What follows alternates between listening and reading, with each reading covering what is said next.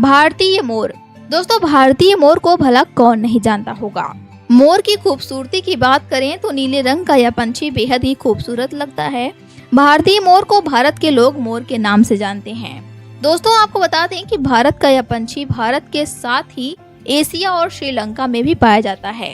इसके साथ ही भारतीय मोर भारत का राष्ट्रीय पंछी भी है। आपको जानकारी के लिए बता दें कि मादा मोर की लंबाई लगभग 4 फीट और नर मोर की लंबाई लगभग 10 फीट होती है।